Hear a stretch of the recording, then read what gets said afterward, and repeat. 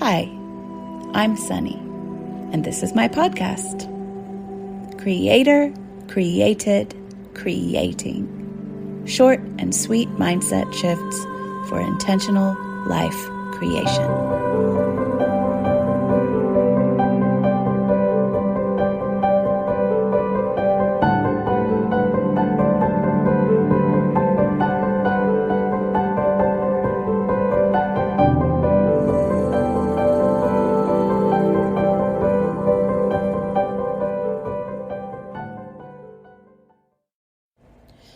So today I want to talk a little bit about the creative process and share a little bit about my creative process in case it helps you to feel better about your creative process. And thank you to my dog Hattie for just doing a reverse sneeze.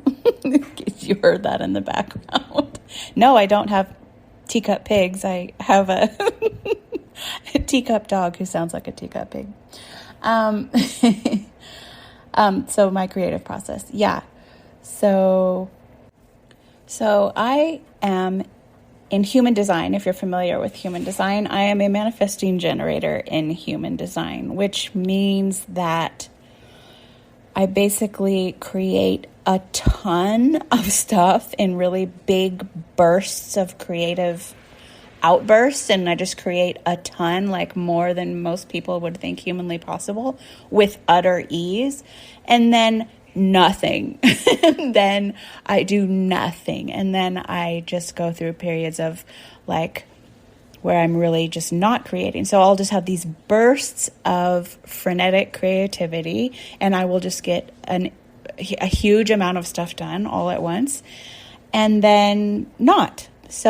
But I've always, and if you are a manifesting generator as well, or if you have a similar rhythm as that, you may have been like me and judged yourself incredibly harshly for that all of your life. So I really judge myself for the way that I created, and like, you know, why do I have these huge bursts of like all of this stuff at once, and then it's like nothing. And then I just need to like do nothing for a while. But that's just the way it is for me. But when I was thinking that that was wrong and not right, and I should be more balanced, and I should be more like just doing things on a steady, consistent basis, I was judging myself and making myself wrong. And that felt horrible. And then I was trying to live a life and create a business according to that, instead of how I actually am, just honoring how I actually am built. And that is just how I am built. That is how I roll. And I don't have like a consistent rhythm. The rhythm's kind of all over the place. And not only that, but I really tend to like float from one thing to the next, and I just consume things that I love and I'm lit up by, and then I just leave that thing behind and I go to the next thing. And I just thought myself to be all over the place. Like, you're always just doing this and then that and then this and then that. Can't you just pick one thing, pick a lane, stay in it, just do this one thing like people do? Because we're always told that in this world, that like you need to pick a lane, you need to pick a focus. And if you don't, you're going to be like weakened by that. And you're not going to be successful in that. And something's wrong with you, and you're being like a flibbertigibbet and like all this stuff. Like I never thought of myself as flaky, but some people who are manifesting generators can view themselves as flaky or something like that. I just know that I definitely weave in and out of things very fluently, and I go into things and I just eat them all up and then I leave them behind. Like different teachers, different courses, different modalities, different spiritualities, different ways of thinking, different ways of being, different tools, different art forms, different media, I'm very changeful like that. I'm very much like that. But I judged myself for that.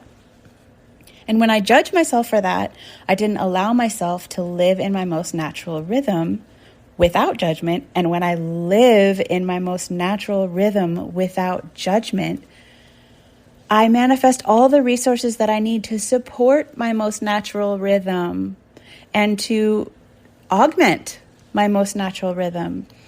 And I can be 100% successful in that way, as long as I'm not telling myself that I'm wrong for it, as long as I'm not telling myself that that means that I'm flawed, or that I'm, flaky, or I'm a flibberty gibbet, or I'm whatever those judgments are.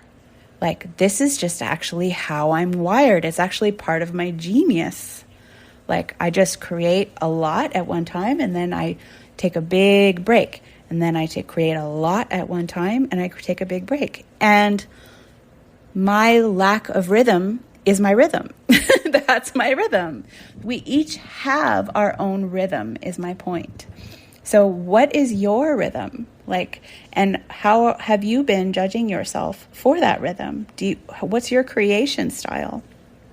What's your creative process? And do you honor it? Do you try to force yourself through when you're not feeling inspired? Because if I do that, I just hit a brick wall faster than anything. And everything that I do from that state feels like pulling teeth and dragging my feet. So I just do not act from that space at all. I just do not. I do not act from anything that doesn't feel like a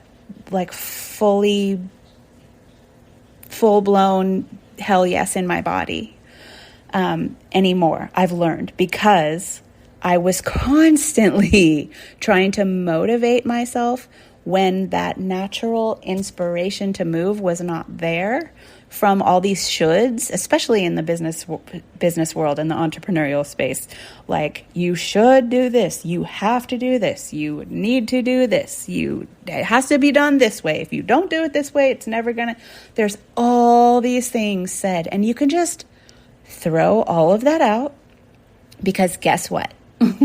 People in every rhythm, in every style, in every walk of life, in every different area of business and life are doing things in their own way and succeeding at them in so many different ways. And a lot of them are saying, my way is the best. No, my way is the best. And they're all succeeding. Guess what that means? That means that there is no one way to succeed.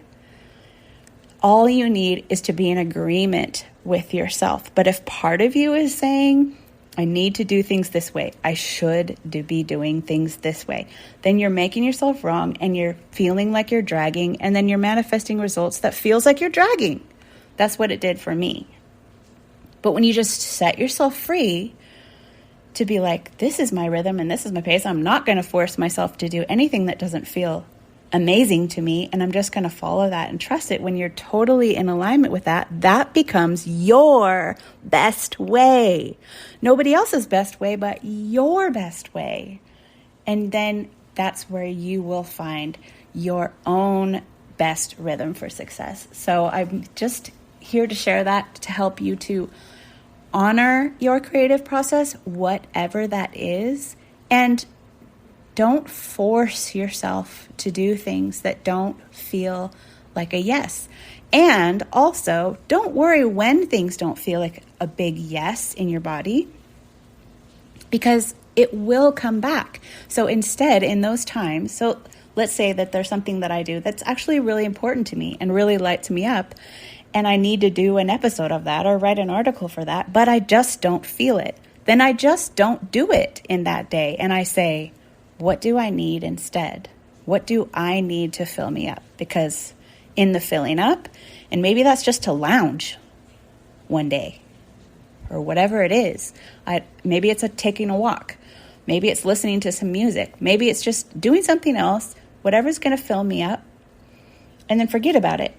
And then it will just, from that space of being filled up, the creativity will just come right back on its own without having to be forced. And it'll be real then, and you can align it with your flow then.